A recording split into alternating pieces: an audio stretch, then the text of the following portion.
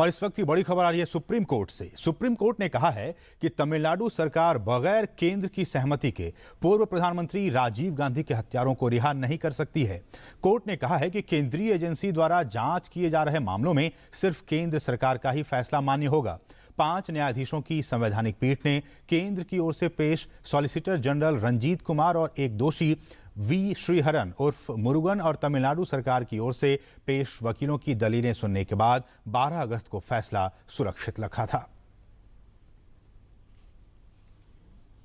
और supreme court से हमारे साथ हमारे संवाददाता विकास सारथी जुड़े हुए हैं। विकास, जरा विस्तार से बताएं हमारे दर्शकों को कि ये क्या कुछ मामला था और इस पूरे फैसले के बाद से तमिलनाडु सरकार को किस तरह से झटका लगा है। देखिए, पूरा मामला ये है कि 18 फरवरी 2014 को आप याद करें कि बहुत सारे लोगों की फांसी की सजा को सुप्रीम कोर्ट ने आजीवन कारावास में बदला था। इसमें ये 3 लोग भी थे जो राजीव गांधी की हत्या के दोषी हैं, जिन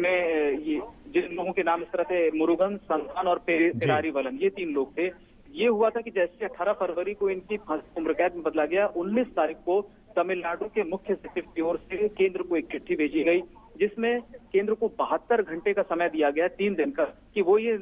डिसाइड करें कि तमिलनाडु सरकार ने एक फैसला किया है कि वो 7 दोषियों को रिहा करना चाहता है, राजीव गांधी पूर्व प्रधानमंत्री की हत्या के दोषियों को, और केंद्र इसके बारे में कंसल्टेशन प्रोसेस, क्योंकि तमिलनाडु को चिट्ठी लिखनी जरूर थी इसीलिए उन्होंने लिखा, लेकिन फैसला वो एक तरफा कर चुकी थी और इस बात का ऐलान किया जा चुका था कि इन 7 लोगों को तमिलनाडु सरकार रिहा कर देगी। इसके बाद केंद्र ने याचिका दाखिल की थी और ये कहा था कि ये जो फैसला है तमिलनाडु सरकार का वो कानूनी तौर पर गलत है, बगैर केंद्र की सहमति के इस तरह से इन लोगों को रिहा नहीं किया जा सकता। परामर्श का मतलब जो सीआरपीसी की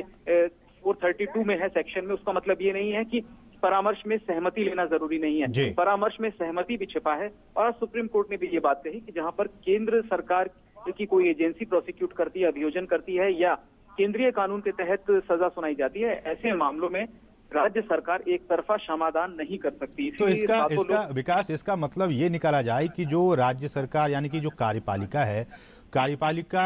और जो न्यायपालिका के बीच की टक्कर को इसको देखा जाए या किस तरह से देखा जाए? देखिए, कार्यपालिका न्यायपालिका के बीच की टक्कर तो नहीं है, ये जरूर है कि केंद्र और राज्य का कितना अधिकार होगा ऐसे मामलों में जहां पर खासतौर से जो आतंकी विरोधी अधिनियम होते हैं, ऐसे मामलों में क्षमादान देने का राज्य सरकार को कितना अधिकार है। कोर्ट ने साफ कर दिया है कि केंद्रीय कानून जो है उसमें केंद्र की सहमति के बिना रिहाई नहीं हो सकती और इन लोगों के मामले में भी ये लागू होता है। जहां तक इसके अलावा करीब 7 बिंदु संविधान पीठ के सामने रखे गए थे, हालांकि मैं विस्तार से आपको नहीं बता पाऊंगा, बहुत लंबा मामला हो जाएगा ये, कि सीआरपीसी के प्रोविजन में सेपरेशन जो है राज्य सरकार की और केंद्र सरकार की पावर्स का, उस पर ये 7 बिंदुओं पर जवाब मांगा था